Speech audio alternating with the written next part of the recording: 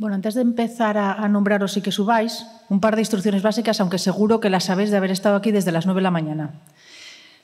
Os iremos llamando uno por uno, subís, mi compañero os irá pasando la presentación y tendréis 4 minutos. Vamos a ser bastante escrupulosos porque sois muchos los a presentar. Lo que también agradeceríamos al resto es que cuando terminara cada una de las presentaciones, pues que aplaudiéramos, a ver si podemos un poco generar un ambiente, ¿verdad? Perfecto. Pues Noelia, cuando quieras.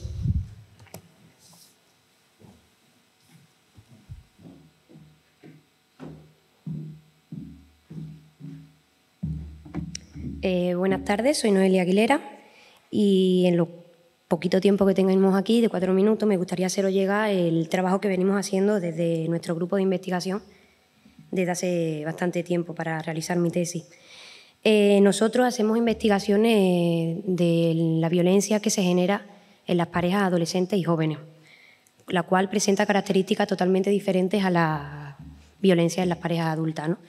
Pero sí que es verdad que si esta se consolida y se perpetúa, puede llegar a convertirse en violencia en la etapa adulta, ¿no? Nosotros llevábamos un tiempo trabajando en parejas heterosexuales y consideramos que nos estábamos limitando al olvidarnos de las parejas homosexuales.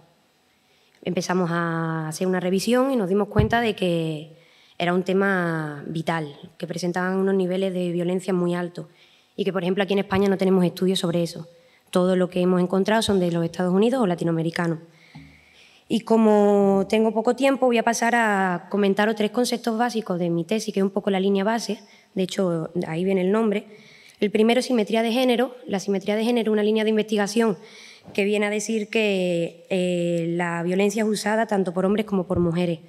Luego tenemos violencia bidireccional o cruzada, que es un concepto que dice que tanto hombres como mujeres pueden tomar el rol de agresor o víctima en un mismo momento y en una misma relación. Y luego la violencia situacional, un concepto que propone Johnson para decir que ante situaciones conflictivas en las parejas, normalmente, entre los jóvenes resuelven los conflictos con violencia. Nosotros nos planteamos 2 objetivos, que lo tenéis ahí, voy a pasar directamente porque si no, no me da tiempo. Utilizamos una metodología de encuesta, usamos sujetos, recogemos sujetos de edad entre los 14 y 30 años, de educación secundaria y universitario. Tenían que tener un requisito mínimo, que era haber tenido pareja de al menos un mes de duración. El instrumento que utilizamos es el Cubino R, la versión reducida del Cubino, de Rodríguez Díaz. Consta de 20 ítems, 5 factores de violencia, y nos ofrece lo que viene siendo la violencia psicológica, la sexual y la física. Los resultados principales es que la prevalencia tanto para hombres como mujeres en la juventud presenta niveles muy similares, no hay apenas diferencia. Por ejemplo, las mujeres, en nuestro caso, hacen más uso de la violencia física y los hombres de la violencia psicológica, y por consecuencia son más víctimas los hombres de violencia física y las mujeres de violencia sexual.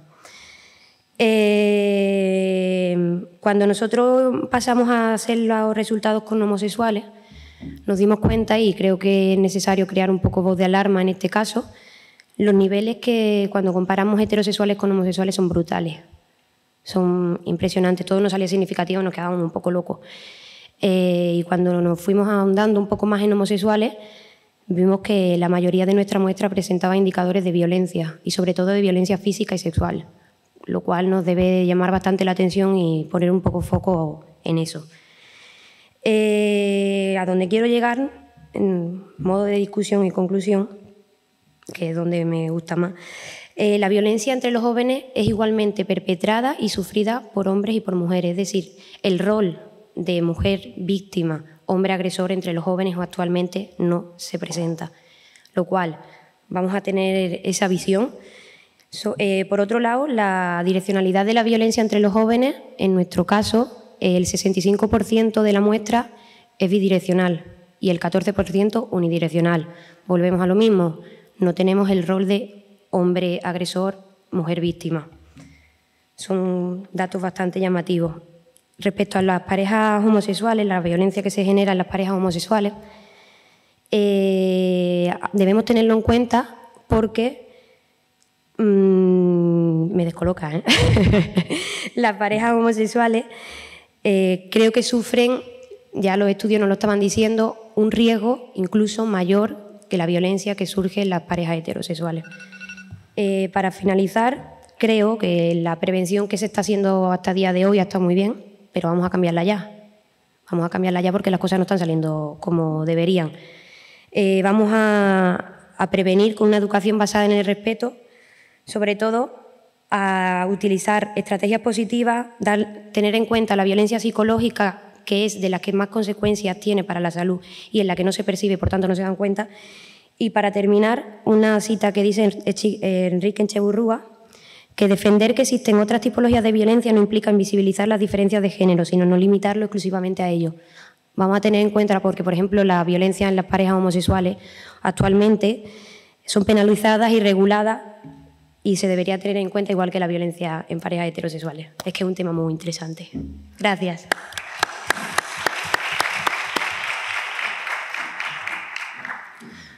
Os recuerdo el título del proyecto de Noelia Aguilera, que no lo mencioné al principio, y es Violencia en parejas jóvenes, simetría de género, violencia bidireccional. Gracias, Noelia.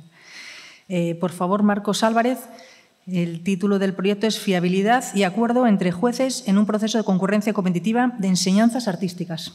Cuando quieras, Marcos. Hola, buenos días. Buenos días.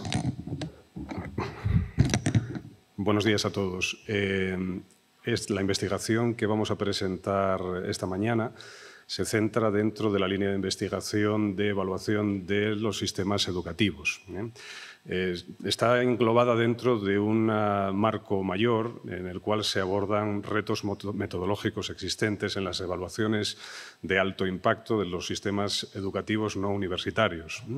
Estas evaluaciones de alto impacto, que son aquellas que tienen una repercusión trascendente tanto para el estudiante como para el sistema educativo del cual egresa, accede o obtiene un reconocimiento, son particularmente aquellas por ejemplo, las pruebas de acceso a determinadas enseñanzas del sistema educativo, las pruebas de obtención de título y aquellas que tienen la concesión de un premio extraordinario. ¿De acuerdo? Las evaluaciones de impacto afectan a lo largo del año a varios miles de personas. En el caso del Principado de Asturias, si pensamos en una EBAU que tiene entre 3.000, 4.000, 4.500 evaluados cada año, podemos ver también, por ejemplo, el caso de las enseñanzas de idiomas. Las pruebas de certificación en el Principado de Asturias abarcan alrededor de 5.000 personas que se enfrentan a determinados procesos de evaluación.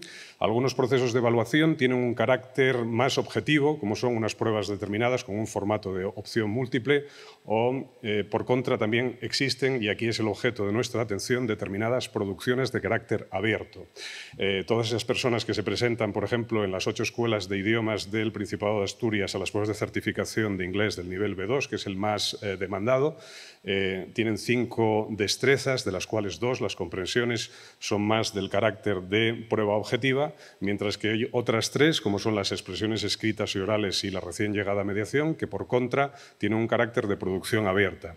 En el ámbito de la comunicación lingüística, ya sea en lengua española o en lengua extranjera, con el tiempo se han utilizado herramientas de evaluación como son las rúbricas. Las rúbricas de evaluación son un elemento muy familiar entre los lingüistas, filólogos y docentes de idiomas y permiten tener unos criterios estables para todos los tribunales que tienen que evaluar el mismo tipo de prueba y que tienen que garantizar unos criterios de validez, fiabilidad y aplicabilidad semejante a ese colectivo que en el caso del inglés B2, por ejemplo, asciende a casi 3.000 personas. ¿De acuerdo?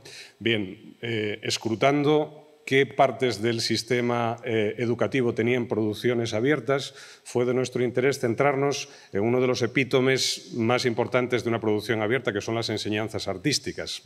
Cualquier jurado, tribunal, comisión evaluadora o ente evaluador en general se enfrenta a esas discrepancias existentes entre los jueces a la hora de emitir una calificación. Es por ese motivo que, centrados en la regulación que cada año obliga a la convocatoria de premios extraordinarios de enseñanzas artísticas profesionales, determina unos criterios de evaluación que deben ser aplicados por todos los jurados. Y he aquí nuestro interés de dotar a esos jurados de una herramienta de evaluación que permita garantizar los estándares APA de fiabilidad, aplicabilidad y acuerdo entre jueces.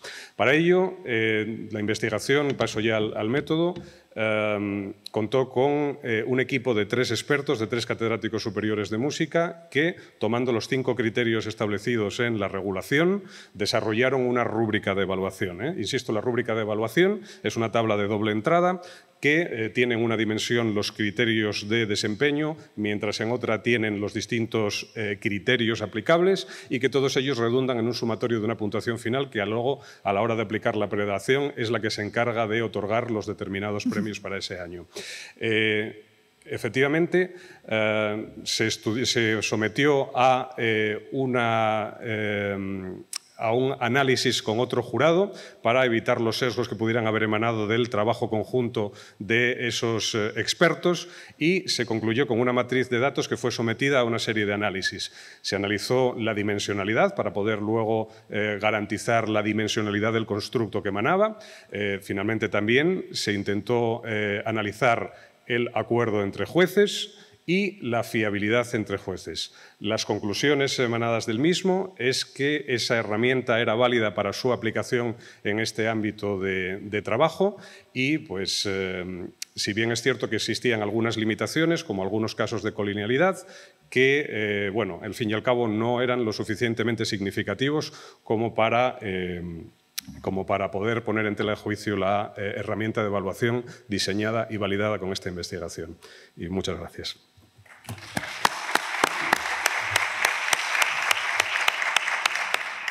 Antes de pasar a la siguiente exposición, os pediríamos a todos, mi compañera Beatriz os va indicando el cartelito, la cifra no quiere decir el tiempo que os queda, quiere decir el tiempo que lleváis consumido. Nicolás Bárcena, por favor. El proyecto es Enseñanza Jurídica y Clínica. Bueno. Buenas tardes a todos. Para ir concluyendo, pues voy a explicaros un poco en qué consiste la enseñanza jurídica y clínica, que nosotros lo realizamos, cuando digo nosotros, a través de la Clínica Jurídica de la Facultad de Derecho de Oviedo, de la cual yo soy su subdirector. La enseñanza jurídica clínica nace en los Estados Unidos a mediados del siglo XX y es una forma de enseñar el derecho partiendo de unos casos concretos, es decir, involucrar a los alumnos con lo que Alf Ross denominaba como el derecho en acción, es decir, en los casos reales desde el primer momento, partiendo de unas pequeñas bases teóricas y que involucra, a su vez, a los profesionales del derecho, como pueden ser abogados o jueces, registradores, notarios, etcétera, como con personal docente, profesores, y partiendo de esta base y mezclando a los alumnos en ese conglomerado, obtenemos pues, una forma de enseñanza cuya metodología da unos resultados excelentes a la hora de los resultados que se obtienen.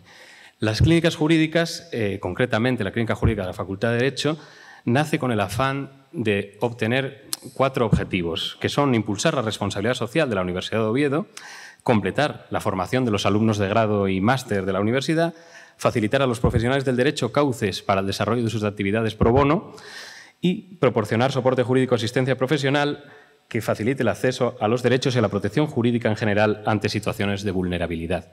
Es decir, participamos mayormente con entidades del tercer sector, como pueden ser ONGs o sociedades dedicadas a un bien que sea de interés general, y también nos estamos especializando en asesoría, pero ahora pondré las particularidades concretas, a incluso organismos públicos. ¿En qué sentido? Pues, por poner un ejemplo ilustrativo, diversos ayuntamientos se pusieron en contacto con nosotros para informarles acerca del impuesto de sucesiones. Y creamos un grupo de trabajo con unos grandes profesionales, con profesores también al cargo, y un grupo de alumnos desarrolló un trabajo en este sentido, indicando las bondades, la historia, el sentido que tenía el impuesto de sucesiones, llegando a unas conclusiones que trasladaban allá donde eran llamados. Los límites que tiene la clínica jurídica suelen colindar con la asistencia jurídica gratuita, es decir, la clínica jurídica no asesora en un juicio o no emite informes preceptivos ni vinculantes, y hay una cláusula de exoneración absoluta de su responsabilidad.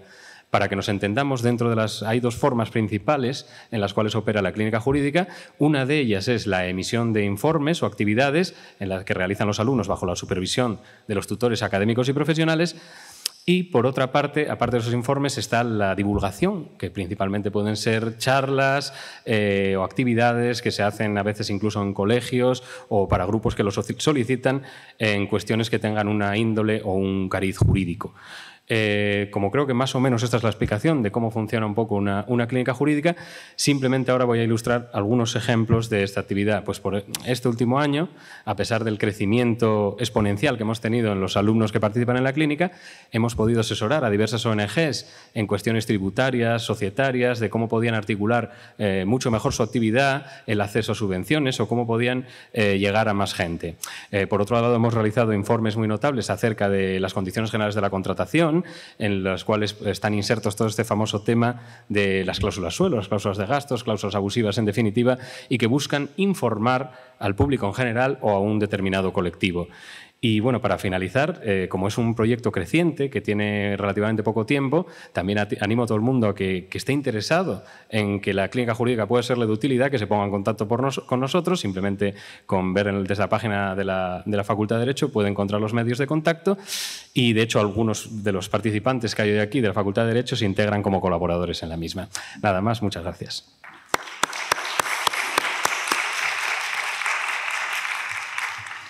Muchas gracias, Nicolás. Por favor, Javier Barría.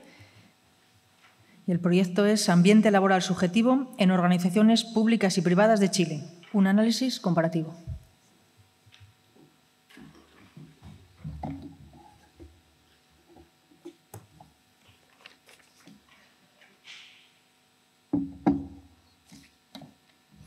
Buenas tardes. Bueno, voy a presentar un aspecto pequeño de mi tesis y que tiene que ver justamente con este análisis, porque es la construcción de un instrumento que nace del constructo de ambiente laboral subjetivo, el cual fue desarrollado por Ricardo Pérez Lucos en el 2007. Y este constructo habla de la interrelación del clima laboral, satisfacción laboral, cultura organizacional, burnout, afrontamiento. También está incluido aspectos de la sintomatología que pueden presentar los trabajadores dentro del ámbito laboral, y también hay información sociodemográfica de ellos. Por lo tanto, esta definición que plantea Ricardo Pérez Luco está enmarcada en poder hacer un diagnóstico a organizaciones públicas, privadas y del tercer sector, sobre todo a nivel de organizaciones complejas, ¿ya? De esta investigación nació un objetivo general que fue caracterizar comparativamente el ambiente laboral subjetivo de trabajadores de organizaciones públicas y privadas de Chile a través del cuestionario Ambiente Laboral Subjetivo, el cual he ido creando con este grupo de trabajo, cuyos resultados permitan discriminar diferencialmente entre condiciones que afectan positiva y negativamente a los empleados en el ámbito de estudio. Ya, acá nos nació una hipótesis respecto a este tema que tuvo que ver con los perfiles de puntuaciones de los participantes en el estudio, en las dimensiones del CALS, que es el Cuestionario de Ambiente Laboral Subjetivo, que tiene que ver con burnout, como lo dije, afrontamiento, clima y cultura organizacional, revelan una evaluación más negativa en las organizaciones que pertenecen al ámbito público que las privadas. Esa fue nuestra hipótesis, pensando que, sobre todo porque la literatura daba cuenta que en las organizaciones públicas los ambientes laborales subjetivos estaban más dañados. Por lo tanto, se trabajó sobre estas 4 dimensiones, que fue caracterizar comparativamente en el ámbito de la dimensión de clima y cultura y satisfacción laboral, en una segunda hipótesis en el ámbito de burnout y sintomatología, y una tercera que es cuáles son las estrategias de afrontamiento que tienen los trabajadores o los empleados en este tipo de organizaciones, y finalmente cuál es la cultura que está asociada en estas organizaciones que permiten o favorecen un ambiente laboral mucho más sano o enriquecedor. Se trabajó con una muestra de 1.500 empleados o funcionarios, tanto en lo público como en lo privado, a lo largo de Chile, desde Arica a Punta Arenas, que son más o menos unos 4.000 kilómetros como referencia, para que lo tengan, con distintas ciudades entre ellas. Lo interesante de los resultados, el instrumento que se aplicó tiene 134 ítems, en un instrumento que ahora estamos en el proceso de reestructuración y que da cuenta de que de la aplicación de este instrumento salieron los siguientes resultados. En el ámbito de clima y satisfacción laboral, da cuenta que los aspectos de confianza y tensión están más presentes en los ámbitos o en las organizaciones de tipo privada que en la pública. En burnout también la presencia de burnout está más presente a nivel de cansancio, agotamiento emocional y por otra parte, endurecimiento afectivo, y en las empresas privadas o organizaciones privadas tienen mayor daño en estos aspectos, ¿ya? Y más baja realización. En los aspectos que tienen que ver con la estrategia de afrontamiento, vemos que las organizaciones privadas tienen mayores niveles de evasión y por lo tanto, afrontamiento a nivel cognitivo más bajos. Y finalmente, en la cultura organizacional tenemos que las organizaciones privadas sí tienen mayor nivel de presencia de la marca, de aspectos que tienen que ver con cómo yo me proyecto y la identidad organizacional hacia el externo. Finalmente, decir que fue un hallazgo respecto a esto porque aparecen las organizaciones privadas con mayor daño o mayor afectación en el ámbito del ambiente laboral subjetivo. Muchas gracias.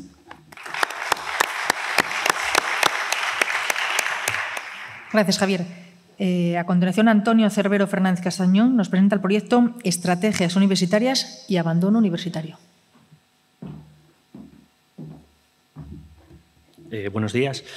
Bueno, nuestra investigación se plantea en el contexto de lo que es la implementación del Espacio Europeo de Educación Superior, que, como sabéis, trajo consigo un cambio de paradigma en el cual mutan un poco lo que son los roles docentes y discentes. Es decir, el alumno pasa a ser el centro del proceso de enseñanza-aprendizaje, con lo cual se busca que sea un alumno autorregulado y autónomo, y el docente pasa de lo que antes era el centro del proceso de aprendizaje, ahora el docente se considera como mero facilitador del mismo. En este marco, nuestro objetivo es analizar si existen diferencias significativas en determinadas variables educativas que veremos del proceso de aprendizaje entre los alumnos que tienen intención de abandonar la titulación y los alumnos que permanecen o que no mostraron intención de abandonar la titulación. En este sentido, bueno, aplicamos un cuestionario, una muestra de 449 participantes, de los cuales el 78% eran mujeres y el 22% hombres. Es debido también a las titulaciones que son fundamentalmente feminizadas, es decir, la mayoría eran del grado Magisterio en Primaria y Magisterio Infantil, y luego una mínima parte de la muestra de los grados en Psicología y Logopedia. El instrumento que utilizamos fue un cuestionario diseñado ad hoc que cuenta con 8 factores y que tiene una fiabilidad con el alfa de Cronbach de 0.71, que esto pues me imagino que a los de otras ramas de conocimiento les parecerá muy pocos, pero en Psicología y Pedagogía es bastante. Y el procedimiento fue aplicar el cuestionario en las clases de los profesores colaboradores a través de la herramienta Google Forms.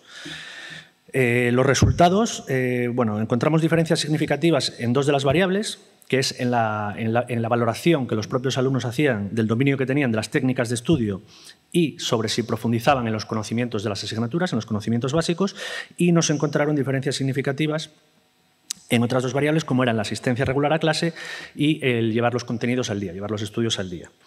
Las conclusiones que sacamos, por tanto, de esta pequeña investigación, aunque bueno, habría que ampliar la muestra, sobre todo a otras carreras y incluso incrementar el número de sujetos participantes, las conclusiones, en este caso, nos centramos en las variables en las que no hay diferencias estadísticamente significativas, porque realmente el que no haya diferencias estadísticamente significativas en esas 2 variables, lo que nos dice es que los alumnos no han interiorizado esas 2 variables que son fundamentales en la creación del Espacio Europeo de Educación Superior. Es decir, son 2 variables que el Espacio Europeo de Educación Superior ha considerado como variables fundamentales para que el alumno sea autónomo en su aprendizaje, y los alumnos no la han interiorizado aceptando, quizá porque requieren menor esfuerzo, pues lo que es el aprendizaje tradicional puramente memorístico.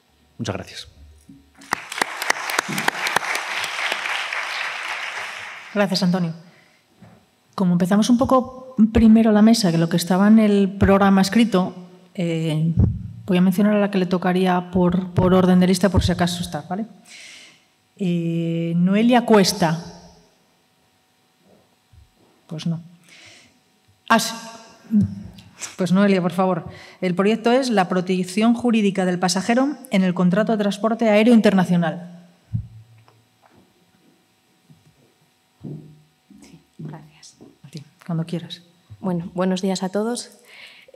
Nuestro estudio trata sobre el contrato de transporte aéreo internacional. Pretende analizar el desarrollo normativo de esta importante materia que incide, hay muchos factores en juego, no solo a nivel nacional, sino también a nivel comunitario y a nivel internacional. Hay importantes, muchas materias en juego.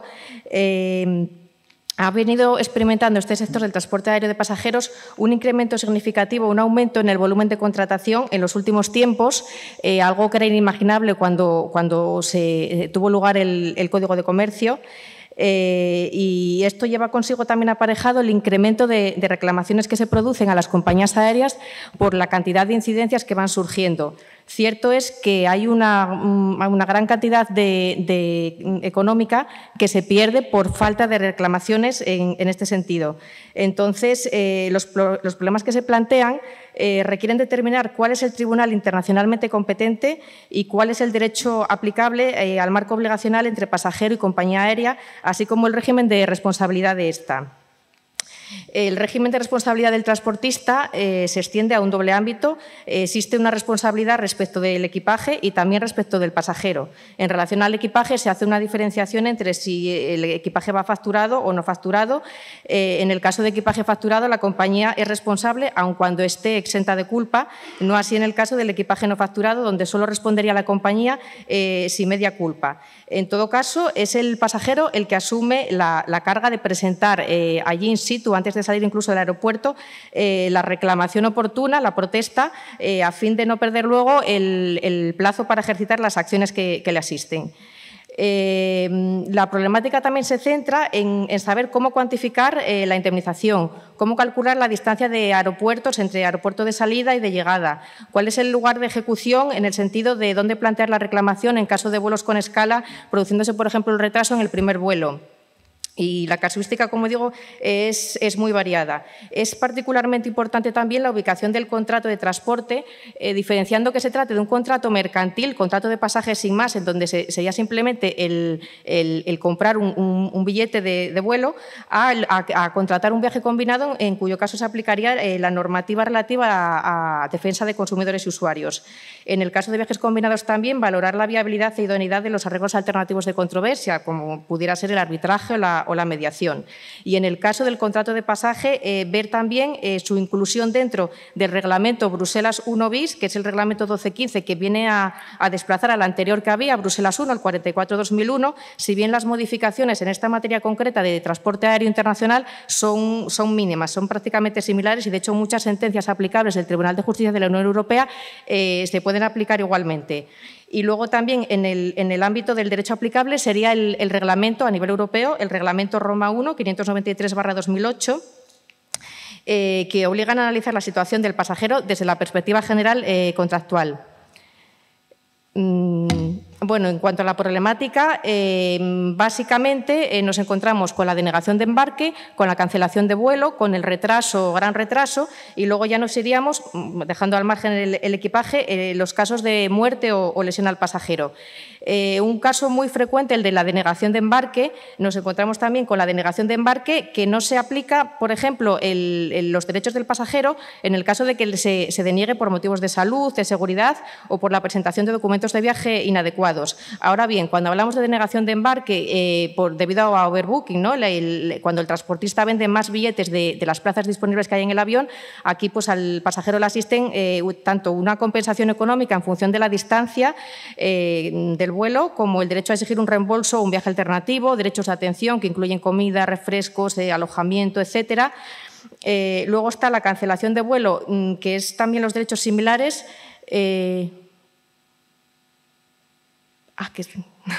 Vale. Bueno, se me ha acabado el tiempo. Nada, simplemente decir los derechos que asisten a los pasajeros y que en caso de duda, ahora que es verano y que hay multitud de viajes en avión, pues en caso de duda consultar con un abogado. Muchas gracias.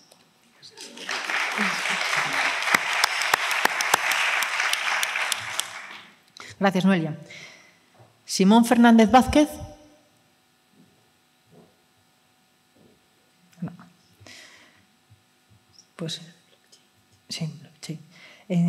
Clara Gago, por favor. en el proyecto, las donaciones intervivos en la sucesión mortis causa.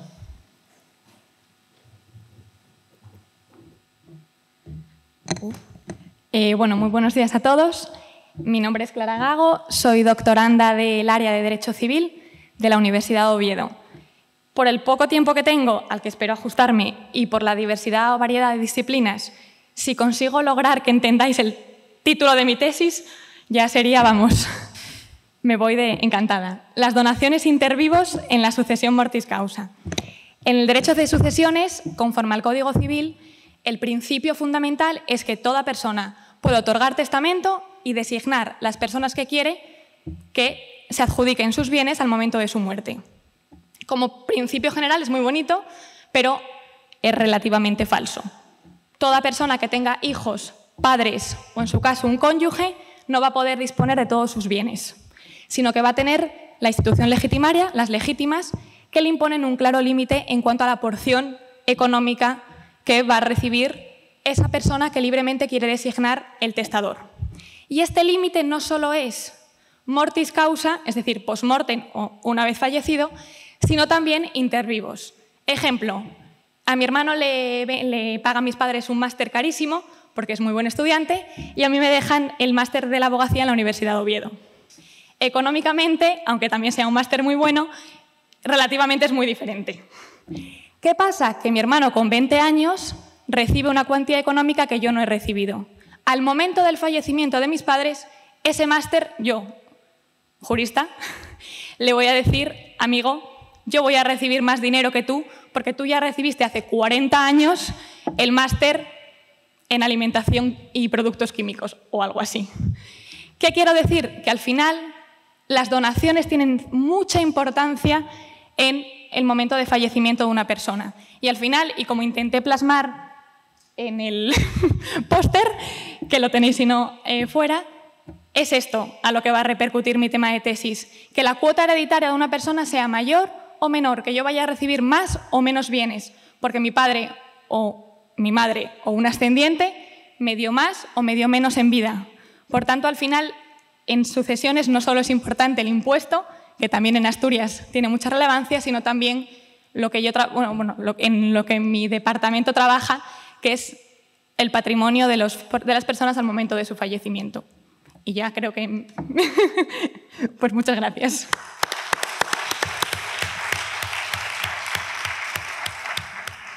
Muchas gracias, Clara. Yo creo que era un tema muy duro que hiciste una presentación muy buena. Si alguien tiene alguna duda, la podéis recurrir sin ningún problema. También. Gracias. Por favor, Carlos García Junco. Pues no. ¿Y Jaime García Puente? Jaime, por favor. El proyecto de Jaime es Fiscalidad de las operaciones vinculadas en un contexto de globalización.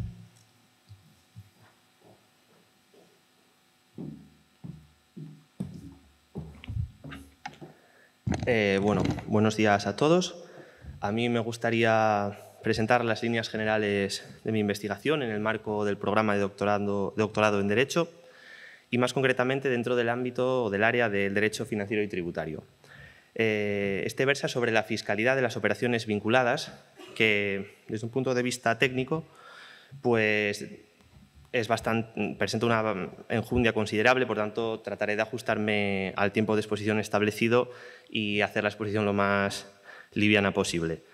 Tratando de simplificar, este tema versa sobre una problemática que se encuentra relacionada con dos de los condicionantes o características de la sociedad en la que actualmente vivimos, que son los fenómenos de la globalización y de la digitalización, dos fenómenos que muchas veces se encuentran interrelacionados, puesto que precisamente es esa digitalización la que contribuye a que exista un mayor acercamiento entre las diferentes jurisdicciones y, por tanto, un mayor intercambio de bienes y servicios entre diferentes estados. Todo ello, junto además con el postulado de la libre circulación de capitales, que se erige como uno de los principales paradigmas del crecimiento y desarrollo económico, ha llevado a muchas empresas, principalmente empresas multinacionales y otras de considerables dimensiones, a la realización de actividades o actuaciones de planificación fiscal agresiva con la finalidad de erosionar sus respectivos resultados contables y, por tanto, disminuir la tributación. Podemos hablar en este sentido del aprovechamiento de las diferentes lagunas que puedan existir en las jurisdicciones fiscales o incluso el aprovechamiento con fines económicos y de menor tributación de determinadas diferencias en cuanto a la calificación jurídica de los ingresos y los gastos en las jurisdicciones respectivas, pero principalmente la investigación se centra en lo que se refiere a las operaciones vinculadas cuando éstas son utilizadas con esos fines de elusión fiscal, por decirlo de alguna manera. El fenómeno básicamente consiste en el establecimiento por parte de las empresas, de las matrices, de filiales en territorios de escasa o nula tributación con la finalidad de realizar intercambios de bienes y servicios entre la matriz y las filiales, trasladando, por tanto, los beneficios hacia esos territorios de menor tributación y pues, consiguiendo con ello una menor cuota tributaria a ingresar. La crisis económica tuvo una especial importancia, un especial impacto en esta materia, ya que pues, motivó la existencia de un consenso entre los diferentes estados de la comunidad internacional en torno a la necesidad de evitar estas situaciones de nula tributación. Y, por tanto, en el marco de este contexto, una de las principales medidas que se adoptaron fue toda la regulación en materia de operaciones vinculadas. Estas operaciones vinculadas se producen entre dos o más entidades en las cuales se da un cierto grado de cercanía o de proximidad y este es precisamente el primero de los objetivos de la investigación, clarificar cuáles son esos concretos supuestos en los que existe vinculación. En segundo lugar, una vez constatada la existencia de esa vinculación entre personas o entidades, conviene determinar el valor conforme al cual esos intercambios de bienes y servicios, al menos desde el prisma fiscal, debe tomarse en consideración. La ley, en este sentido, menciona el valor normal de mercado, noción que, si bien teóricamente es simple, en la práctica está llena de dificultades en cuanto a su determinación se refiere. En tercer lugar, es necesario también realizar una delimitación de las facultades que obran en poder de las administraciones tributarias, tanto para comprobar como para rectificar posteriormente y regularizar esas operaciones vinculadas que se realizan por un precio distinto al de mercado y, finalmente, tomar en consideración la perspectiva internacional, ya que en el contexto actual las facultades que se atribuyen a las administraciones tributarias de los diferentes estados se muestran insuficientes para prevenir y reprimir el fraude fiscal internacional. Muchas gracias.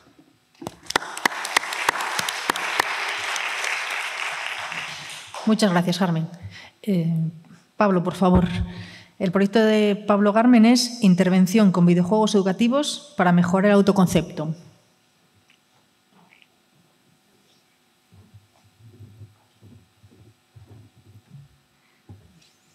Buenos días, mi nombre es Pablo Garmen, soy pedagogo y doctorando de la Universidad de Oviedo en el Departamento de Educación y Psicología y además socio cofundador de Cuico Studios, que es una pequeña empresa de videojuegos educativos que colabora estrechamente con el departamento desde hace ya más de 3 años.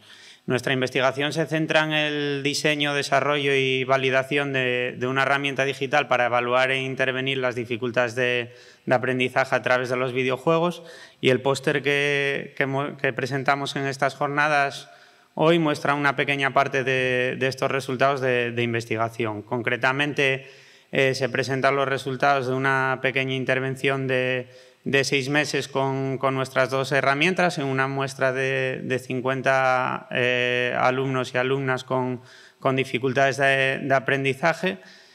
Básicamente la intervención consistió en una evaluación pre-test, una aplicación durante 6 meses de nuestras 2 herramientas, tanto en público infantil como juvenil, y una evaluación post-test. Los resultados muestran una mejora significativa en los niveles de atención, de ansiedad y de autoconcepto, lo que apoya bastante nuestro objetivo de investigación, que no es otro que demostrar y mostrar el potencial de los videojuegos para la evaluación e intervención de las dificultades de aprendizaje. Por su capacidad de fácil aplicación de los videojuegos y sobre todo por un factor motivacional que es evidente si vemos, por ejemplo, cómo están obsesionados hoy en día los adolescentes con el Fortnite, ¿no? nada más, no quería extenderme mucho más antes de que saliese el cartel, o sea que muchas gracias por todo. Si queréis alguna información, está toda la información de contacto en el póster. Muchas gracias por todo. Muchas gracias, Pablo. Vemos que os tenemos seleccionados en el tiempo. Muy bien. Por favor, María González nos presenta el proyecto Aproximación al modelo de gobernanza de los quesos asturianos con denominación de origen protegida.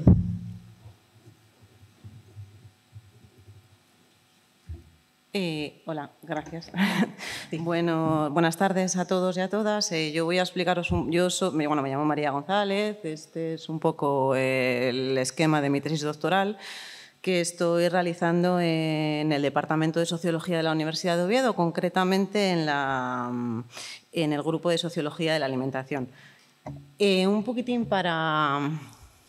Tengo que deciros que es el segundo año de mi tesis, por lo que el trabajo está avanzado hasta donde está avanzado, pero bueno, sí que me gustaría un poco introduciros la temática y explicaros un poquitín cuál es la importancia de analizar las denominaciones de origen desde este punto de vista de la gobernanza. Para entender básicamente la gobernanza tenemos que entender primero qué es una denominación de origen, y una denominación de origen es una certificación alimentaria que otorga la Unión Europea y que, por tanto, es reconocida en toda la Unión Europea. Como esto es obvio, tener una denominación de origen es muy beneficioso para las empresas, para las pequeñas empresas, como pueden ser las queserías, en este caso asturianas, que elaboran un queso, ¿no? Que es los casos de estudio de mi tesis. Tienen ventajas en la comercialización, tienen ventajas porque tienen una protección y tienen ventajas porque se certifica un producto. Los consumidores, por su parte, también tienen unas ventajas, ¿no? Que vienen dadas por esta misma certificación, que es que ese sello que se pone a ese alimento les garantiza que ese producto es un producto de calidad y que es un producto seguro. Es decir, yo puedo comprar un producto de Bulgaria con denominación de origen aquí y sé que ese es un producto seguro.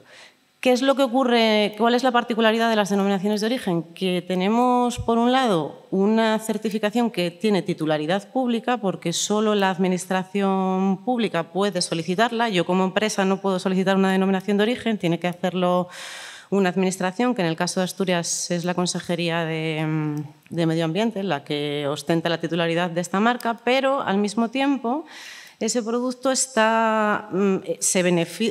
que se benefician son las empresas privadas, entonces es uno de los puntos que los convierten en productos muy, muy interesantes desde el punto de vista del análisis. ¿Qué es lo ¿Qué más cosas implica una denominación de origen? Pues, como os digo, lo da la Unión Europea, pero tiene que solicitarla la Administración. Una vez concedida, la Administración crea un consejo regulador y que es el que va a certificar que esos productos, y va a establecer una serie de controles a las empresas para certificar que todos los productos son iguales y están en un estándar.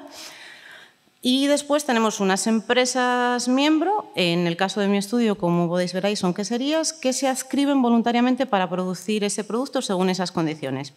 Bien, en resumidas cuentas, ¿qué es lo que teníamos? Teníamos un producto tradicional, en este caso el queso, que deja de ser producido únicamente por un quesero para ser intervenido por distintas entidades. Esto lo que crea es una nueva gobernanza porque aparecen figuras que no existían hasta el momento, como puede ser el Consejo Regulador, que van a participar en la gestión y en la producción de un alimento y que van a establecer nuevas sinergias, nuevas relaciones, van a crear nuevos conflictos o no, pero sí que se van a establecer nuevas formas de gestión de un alimento que, por ejemplo, los tres casos de estudio de mi tesis son el queso Gamoneu, la Fogalpito y el Cabrales. Creo que tendría que haber empezado por esto, me lo vais a saltar.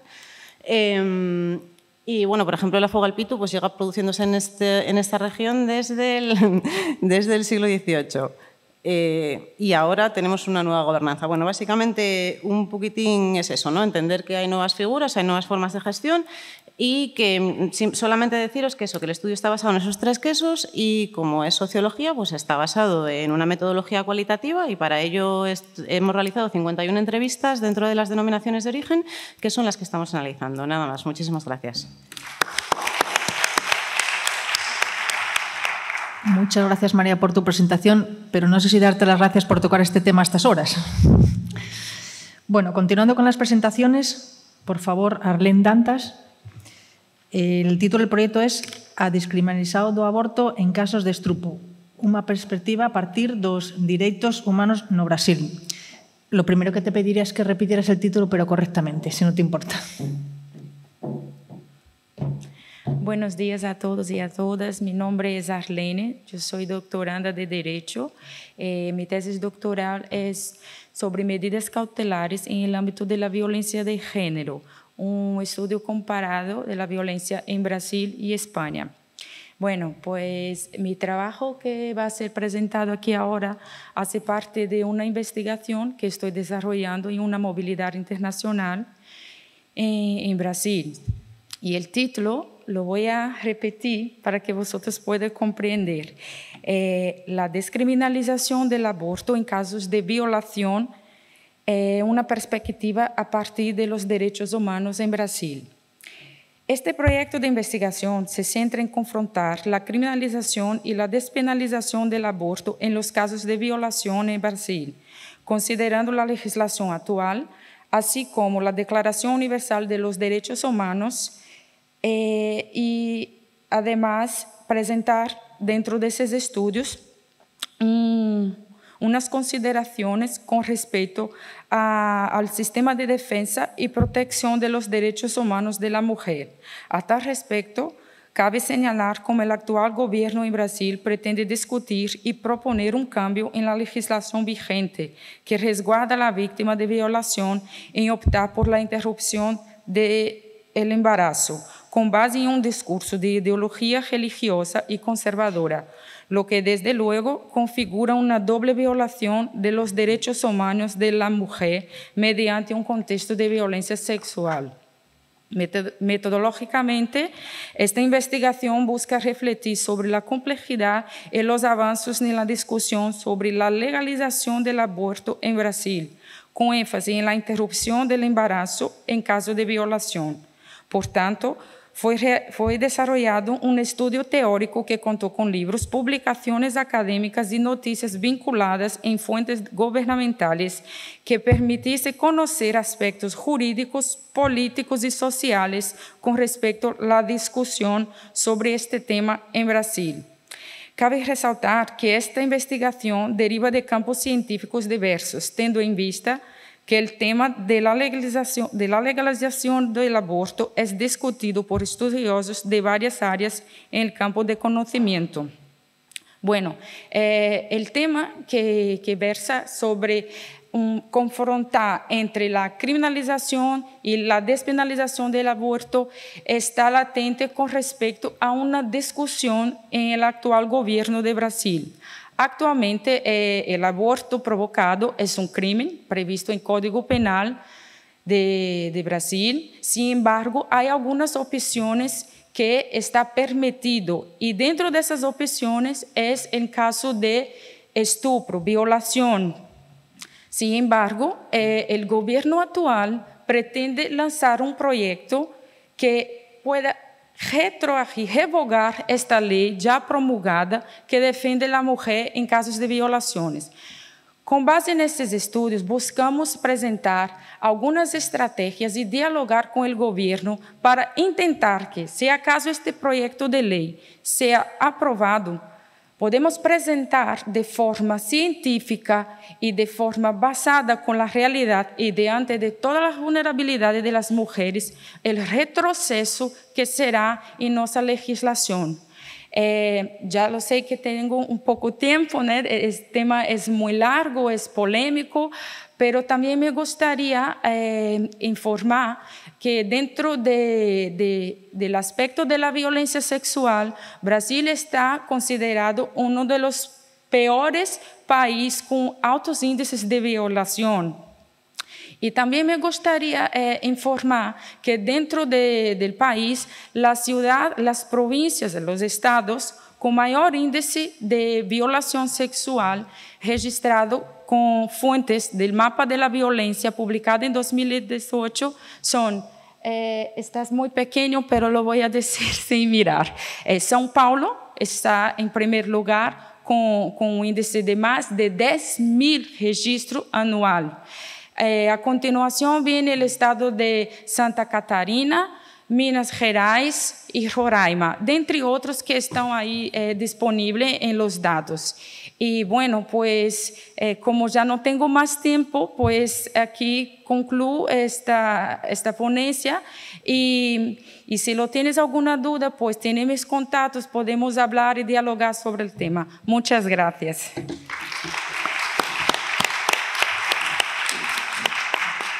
Muchas gracias, Arlene.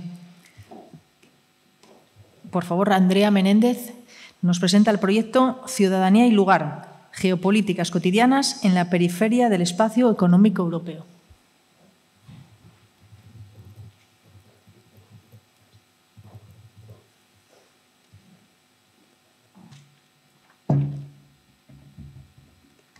Hola, buenos días a todos y a todas. Mi nombre es Andrea Menéndez Arbolella y soy investigadora predoctoral en el Departamento de Geografía del campus del Milán. Y entonces os preguntaréis, ¿qué hago en Ciencias Sociales? Pues os lo comento. Mi especialidad es Geografía Humana y más en concreto Geografías de la Ciudadanía. Ciudadanía es un ámbito de estudio que ha sido estudiado por sociólogos y por politólogos y por filósofos, pero solo ha sido en las últimas décadas que los geógrafos y otras disciplinas más multidisciplinares han abordado este tema. Entonces, uno de los objetivos principales de mi estudio es poder definir la noción de lugar como ciudadanía. Para ello utilizo como marco teórico los discursos de ciudadanía, tanto de filósofos como de sociólogos, pero con especial énfasis en las teorías radicales más actuales, que bueno, podemos englobar las teorías feministas y las de democracia radical y de participación ciudadana, y también en los discursos contemporáneos de lugar en la disciplina de la geografía humana. El lugar pues tiene muchas definiciones y especialmente en el ámbito académico pues bastante más. En esta sociedad en la que estamos viviendo la movilidad es cada vez más importante y bueno, en un espacio económico europeo que es el contexto de mi estudio, pues como sabéis hay un libre mercado de trabajadores y de economía, la economía globalizada. Pero, sin embargo, el flujo de los migrantes, de las personas que trabajan, pues no es tan libre. Está muy delimitado y muy definido y muy categorizado dependiendo de tu lugar de origen y, bueno, de tu lugar de destino. Pero, en este caso, el lugar de destino es la periferia del espacio económico europeo. Defino esa periferia, pues, como, bueno, es un poco relativa, porque mi estudio se centra en un análisis comparativo multiescalar de 3 ciudades del arco atlántico, 3 ciudades costeras de tamaño mediano, por lo cual no son muy relevantes me refiero que no son grandes ciudades ni poderes económicos, como pueden ser Bergen, Nantes y Gijón. Bueno, Bergen, al estar en Noruega tiene una economía nacional más potente y ahí sí que puede haber mayor economía. Y en Nantes y Gijón, que son ciudades de lo que es la Unión Europea, porque Noruega está dentro del espacio económico europeo, pero no de la Unión Europea, pues hay otro tipo de economía. La distribución de la economía pues también influye depende de los niveles de escala territorial. El enfoque que hago en mi estudio es un enfoque de geografía feminista. Eso influye en que la definición de geopolítica que se os presenta aquí no es la habitual, digámoslo así. ya que otro de los objetivos del estudio es poder integrar las geografías feministas políticas en lo que es la geografía política, bastante masculinizada. Entonces, la definición de geopolítica que aplico es la de, pues, es bastante, bueno, lo personal es político, y al final, en el enfoque que adopto, pues la seguridad del individuo está por encima de la seguridad de los estados, que también es un enfoque translocal, por lo cual todos los emigrantes, independientemente de si son de la Unión Europea, si son de fuera de la Unión Europea o si son regionales, pues tienen todos los mismos derechos y las mismas obligaciones.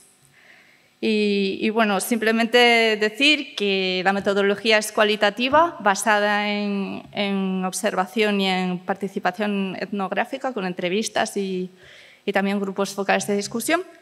Y bueno, pues es un proyecto ambicioso, pero con él contribuiríamos a alcanzar la reducción de las desigualdades territoriales que está dentro de los Objetivos de Desarrollo Sostenible. Muchas gracias. Gracias, Andrea. Por favor, Judith Muñiz Moreno nos presenta el proyecto Efecto contextual en el aprendizaje del caracol Cornu aspersum.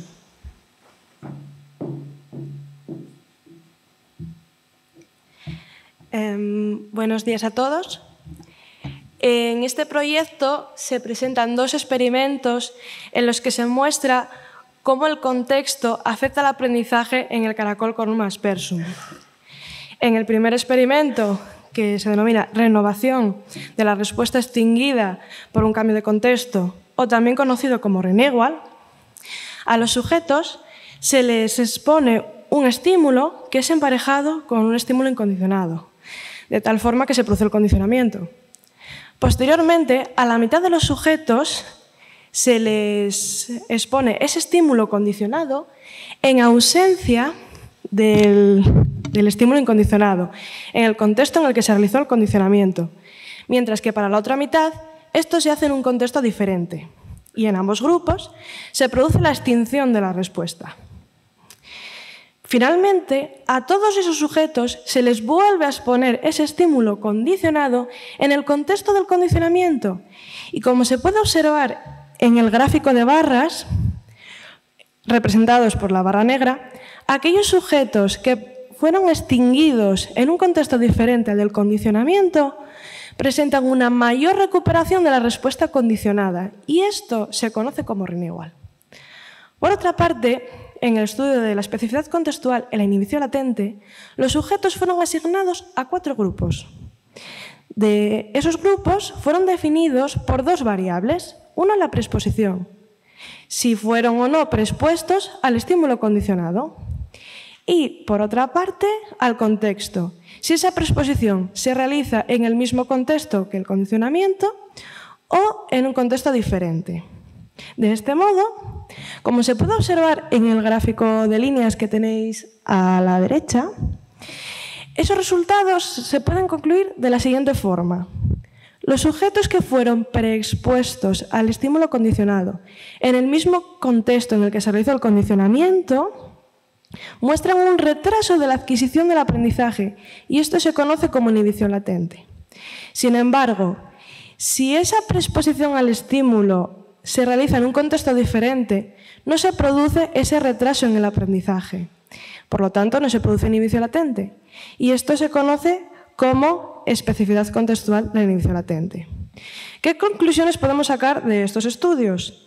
Por una parte, tanto el fenómeno de renewal como el de especificidad contextual en la inhibición latente es observado en invertebrados, como el Cornu aspersum, algo que no se había observado anteriormente. Por otro lado, los resultados de renewal apoyan a las teorías de la interferencia propuestas por Boughton, que defienden que la extinción es un nuevo aprendizaje y no un cambio en el aprendizaje adquirido, como defienden las teorías clásicas del aprendizaje. Además, estos fenómenos sirven para estudiar las bases neurológicas y bioquímicas subyacentes a los procesos psicológicos. Y finalmente, dada la relevancia del contexto en el aprendizaje, da a entender que son una herramienta para un correcto desarrollo de las terapias de conducta. Y esto es todo. Muchísimas gracias. Gracias, Judith. Por favor, Ana Pereles nos presenta el proyecto Motivación y estrategias de aprendizaje en estudiantes universitarios del Máster de Formación del Profesorado de Educación Secundaria Obligatoria, Bachiller y Formación Profesional y Estudios de Idiomas. No quieras, Ana. Bueno, voy a ser un poco breve, que tengo hambre ya. Entonces, lo que vamos a intentar estudiar es, bueno, lo que estamos estudiando es la motivación hacia el aprendizaje y estrategias de aprendizaje de quienes finalmente pues, van a motivar a aprender a estudiantes de secundaria, de bachiller, de formación profesional o de enseñanza de idiomas.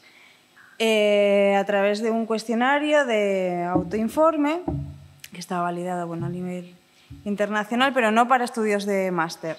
Entonces, bueno, pues lo que hemos ido estudiando es las principales tendencias a nivel internacional, con las carencias que presentan en estos niveles educativos según agencias internacionales y también pues eso, tendencias educativas, que es lo que nos espera en un futuro en la educación como docentes universitarios o de otras materias que, bueno.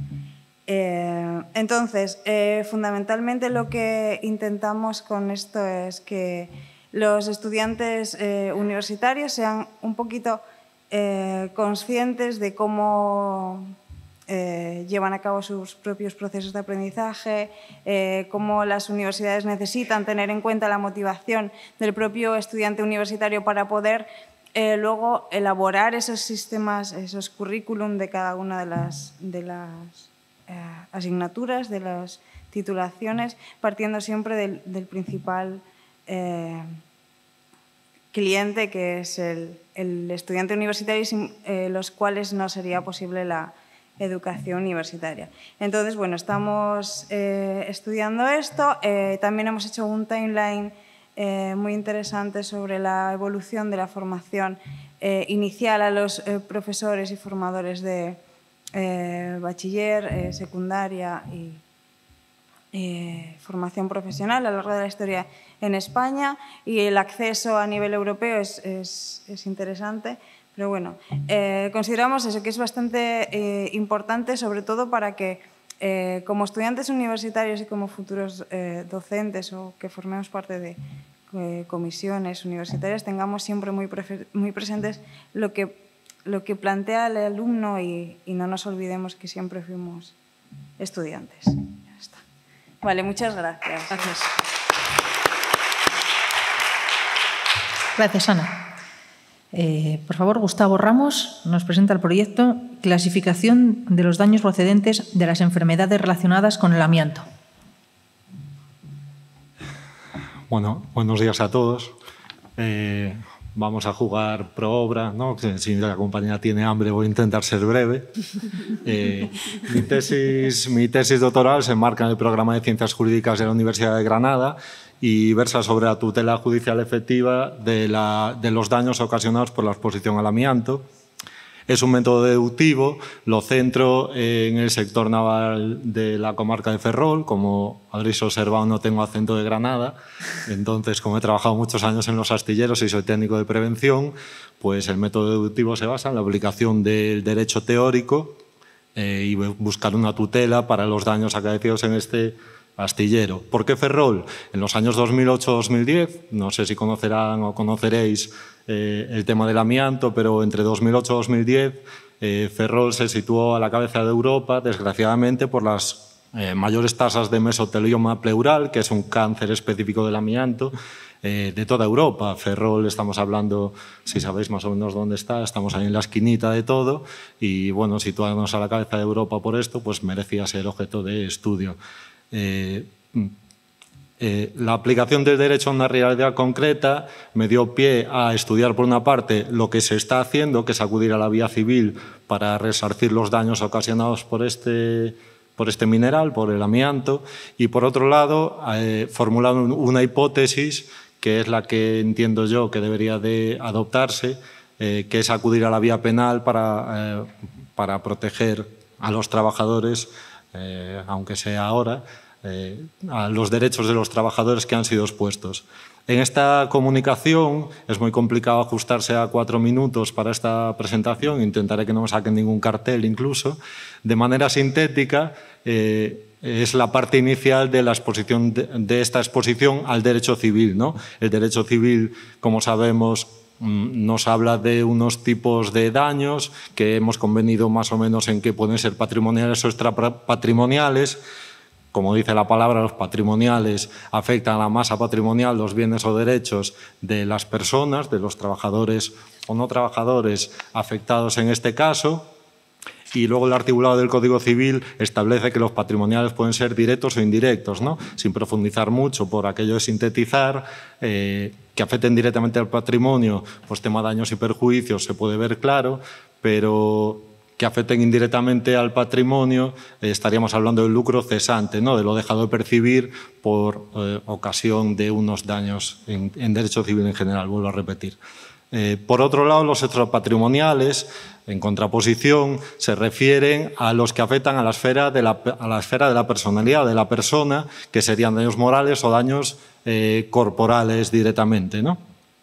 Lo que intento en estas líneas de la comunicación es introducir también una pequeña hipótesis, que yo entiendo que los daños ocasionados por la exposición al amianto tienen un carácter transversal, ya que hablamos de las jornadas y que yo soy técnico de prevención y creo que no hay nada más transversal casi que la prevención de riesgos laborales dentro de la rama de una de las ramas de derecho, pues sería defender con esta pequeña comunicación que desarrollo en la parte civil de mi tesis, que una enfermedad profesional o un accidente laboral afecta transversalmente a la vida del trabajador. Como las jornadas en Asturias, he cogido datos del estudio de mesotelioma en Asturias 2080-2001, creo que, si no recuerdo mal, que se ha hecho, y estamos hablando de que la tasa de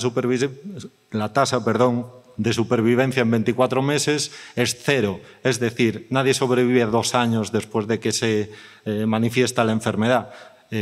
Podemos comprender todos, entiendo, cómo afecta la enfermedad a la vida de un trabajador y, por tanto, este estudio ha de ser extrapatrimonial por unos daños físicos que entendemos que un deterioro en 24 meses me parece que es bastante evidente, y unos daños patrimoniales. Esto afecta a una incapacidad que tendrá que acogerse al trabajador, unos ingresos dejados de percibir, gastos médicos, hasta que haya un recargo de prestaciones o lo que sea.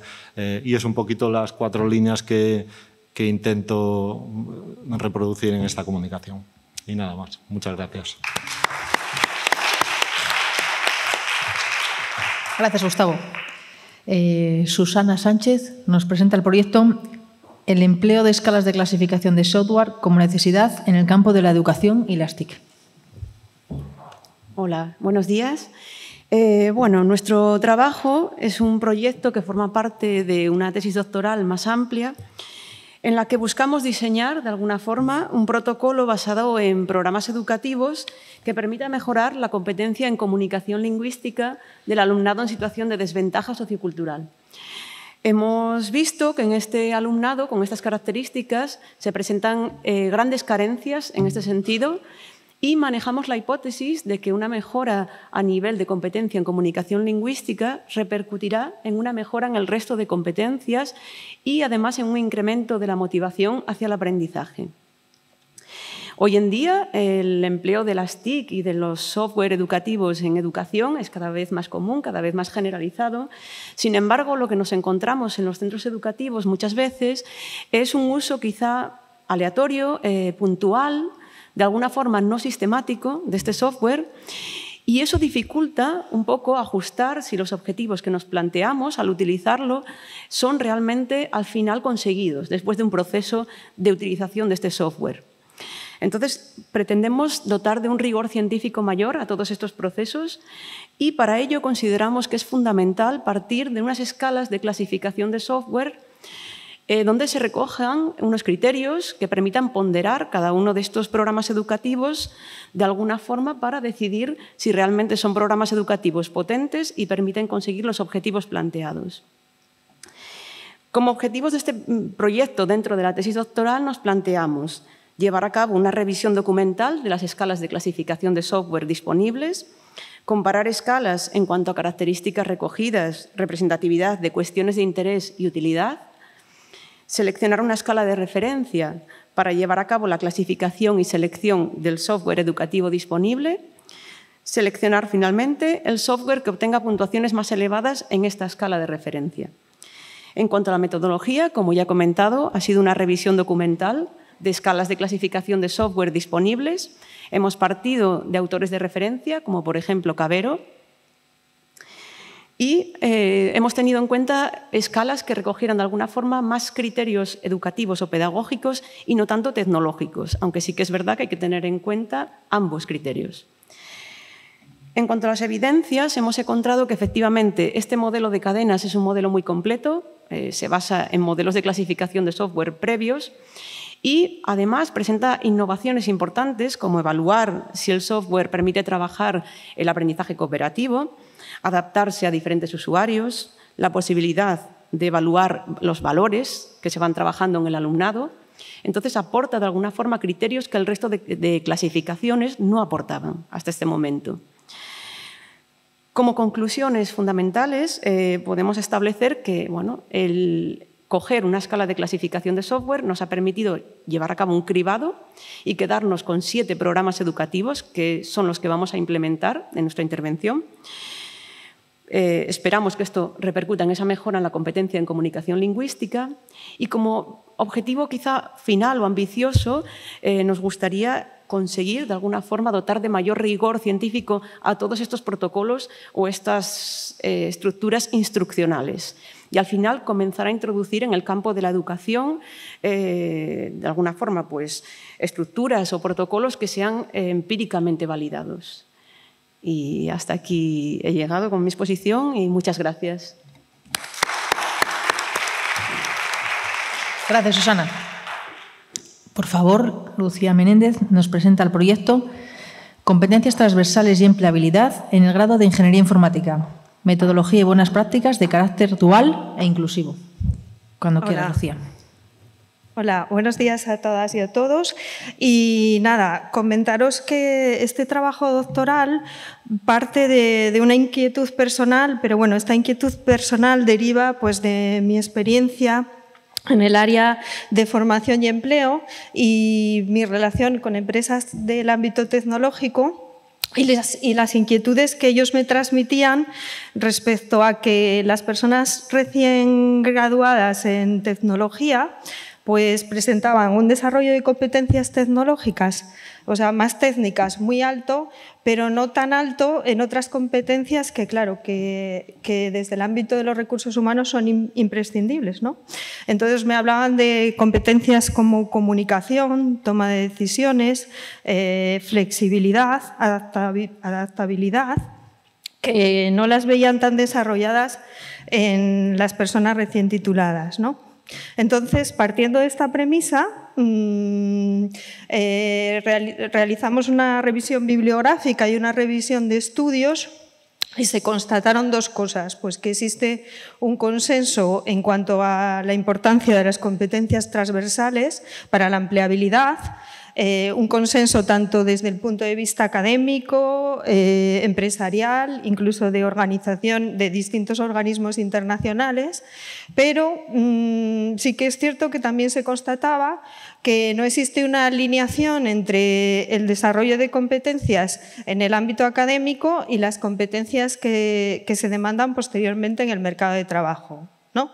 Entonces, partiendo de esta premisa y de ese reto, planteamos pues, una investigación que lo que trate de diseñar es un protocolo de identificación y evaluación de competencias que pueda ser consensuado entre el ámbito académico y el ámbito empresarial y que también propicie el desarrollo de metodologías que promuevan esas competencias, ¿no? Entonces, para ello, la investigación se va a hacer con carácter mixto, utilizando metodologías tanto cuantitativas como cualitativas y como nuestro campo de trabajo sería tanto el profesorado universitario de la Escuela Politécnica de Gijón, como las empresas del ámbito tecnológico, ¿no? Investigando qué definición de competencias, qué competencias de carácter transversal priorizan cada una de estos dos colectivos, y luego también cómo las evalúan, ¿no? Y partiendo de esos dos mundos vamos a intentar acercarlos, ¿no? Estableciendo un protocolo consensuado de identificación de esas competencias, ¿no? Y a partir de ese protocolo también queremos analizar posibles metodologías que las desarrollen. Daros cuenta de la importancia que puede tener esto, ¿no? De cara a desarrollar dentro del ámbito académico estas competencias. Nada, y solo medio segundo para agradecer pues, tanto a la Universidad de Oviedo la oportunidad de hacer este doctorado, ¿no? A mi trabajo, al clúster de las tecnologías, que también me lo facilita, al Instituto de Investigación e Innovación Educativa y al Ayuntamiento de Oviedo, que nos apoya con una ayuda de doctorados industriales. Nada, muchas gracias. Muchas gracias, Lucía. Por favor, Carolina González nos va a presentar el proyecto Diseño, desarrollo e implementación de un modelo de formación en competencias transversales para la empleabilidad de personas en situación de exclusión o de vulnerabilidad. Hola, como han dicho, yo soy Carolina y bueno, soy doctoranda en el primer año en el programa interuniversitario de Equidad e Innovación en la educación de la universidad, de lo que es la Facultad de Pedagogía. Bueno, deciros que mi tema de investigación está relacionado directamente con mi labor profesional y se centra en primer lugar en la situación de desempleo. El desempleo es un tema de gran interés y de máxima preocupación a nivel europeo, a nivel estatal, autonómico y a nivel individual y personal. El desempleo, todas las estadísticas y todos los informes afecta a jóvenes menores de 30, a mayores de 45, personas con y sin formación. Todo ese panorama lo que ha conllevado en el territorio asturiano es un aumento de proyectos y programas dirigidos a mejorar la empleabilidad de las personas en situación de desempleo y tratar de apoyarles en esa búsqueda de empleo.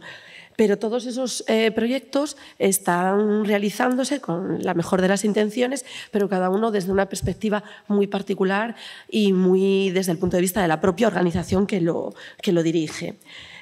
Todo este tipo de proyectos daría a pensar que el territorio asturiano, que es uno de los más intervenidos a nivel de orientación, tendría una situación de mejora en la empleabilidad.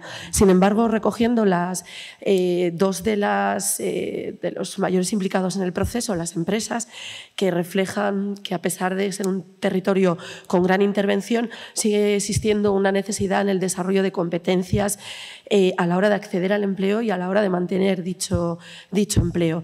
Y recogiendo también la necesidad de las propias personas en búsqueda activa de empleo, siguen demandando pues, ese apoyo y verbalizando unas carencias a la hora de identificar qué es lo que el mercado laboral necesita y demanda. Todo eso nos lleva pues, un poco a lo que es el objetivo general de mi proyecto de investigación, que sería tratar de generar un diseño de un modelo de formación para el desarrollo de competencias transversales, que son las que demandan en principio el mercado laboral y los dos implicados en ese proceso, a través de competencias transversales comunes a las 26 familias profesionales, tratando de emplear metodologías activas sería un poquito la idea. Dentro de nuestro proceso de investigación habría una serie de fases. La primera de ellas sería determinar cuáles son realmente esas competencias transversales comunes a esas 26 familias, porque como os comento, el territorio se están realizando muchos proyectos, pero todos esos proyectos cada uno trabaja las competencias que considera a su juicio son las más importantes, ¿vale?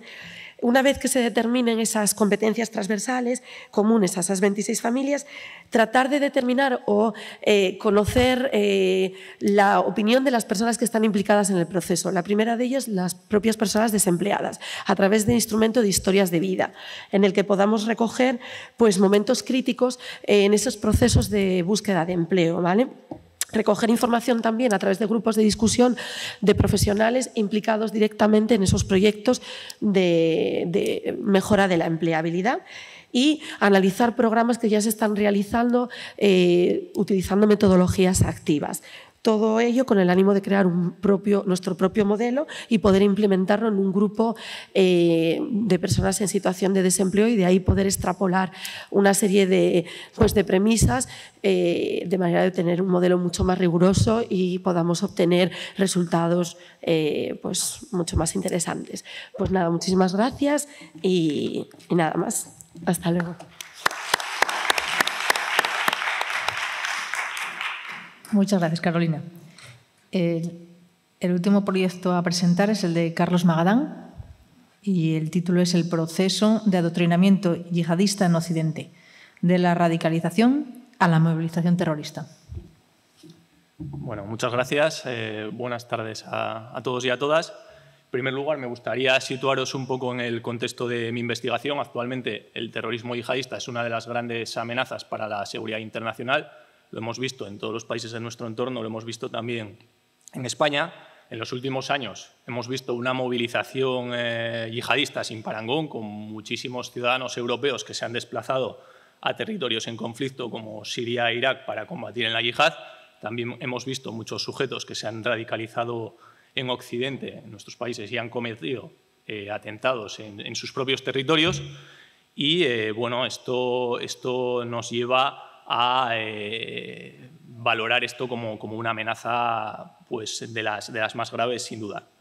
En la actual estructura de este tipo de terrorismo hay dos elementos clave. Está totalmente descentralizado, es una amenaza muy difusa, muy difícil de percibir y, como digo, hay dos elementos clave. Por una parte, las pequeñas células independientes que actúan por su cuenta, sin un liderazgo por parte de las grandes organizaciones yihadistas como son Al-Qaeda y Daesh, y por otra los actores solitarios, que en los medios de comunicación muchas veces vemos la denominación de lobos solitarios. Como digo, estos dos elementos son muy difíciles de percibir para las fuerzas y cuerpos de seguridad, para los servicios de inteligencia, y hacen que el derecho penal, el legislador penal, haya introducido tipos delictivos que buscan anticiparse y castigar al sujeto antes de la comisión de los atentados. Estos delitos, entre los que se encuentra el delito objeto de mi tesis, el delito de adoctrinamiento terrorista, pues generan cierta polémica porque pues, un sector amplio de la doctrina académica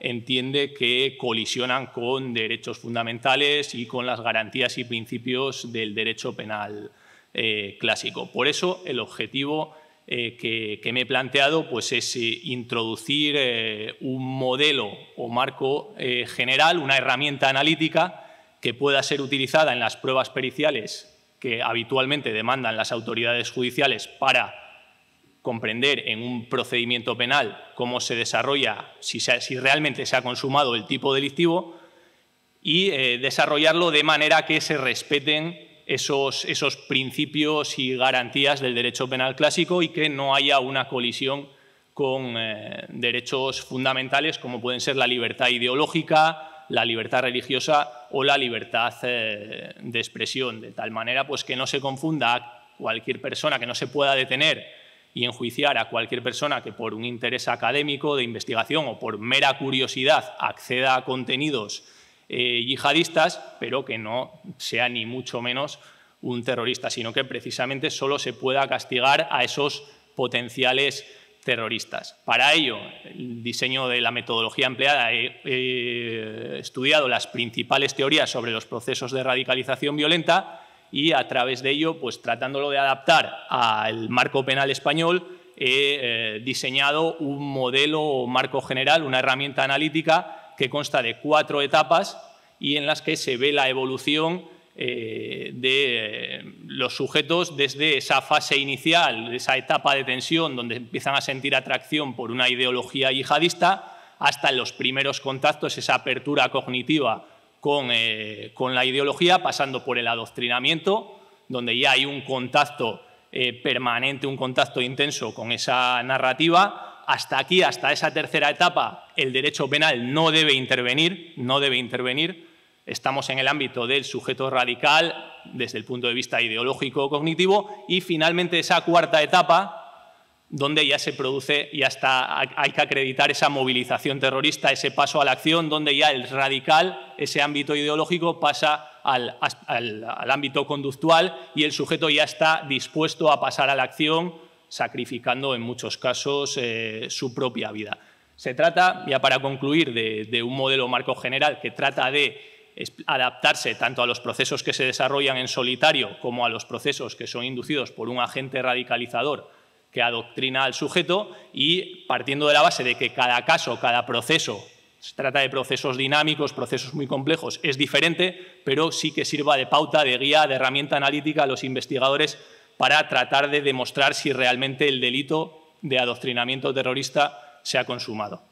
Muchas gracias. Muchas gracias, Carlos. Bueno, para finalizar esta ronda de presentaciones, sabéis que en cada una de las áreas se reconocen a los 2 mejores proyectos de investigación presentados. Supongo que esta es la razón por la que seguís todos los que presentasteis aquí. Tengo que deciros que la evaluación de dichos trabajos está realizada por una comisión, compuesta por especialistas en la materia pertenecientes a la Universidad de Oviedo, y es la que determina estos 2 trabajos a reconocer. Concretamente, en el área de ciencias sociales y jurídicas, los proyectos de investigación a reconocer son los siguientes. El proceso de adoctrinamiento yihadista en Occidente, de la radicalización a la movilización terrorista, de Carlos Magadán.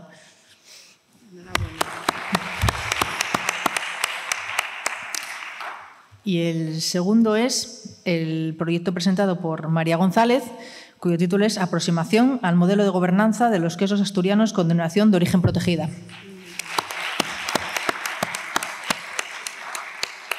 Os agradeceríamos a ambos que subierais al escenario a hacerse una foto, antes de proceder a ir a la comida, tal cual nos anticipa el segundo de los proyectos. También os recordamos a todos que a las 4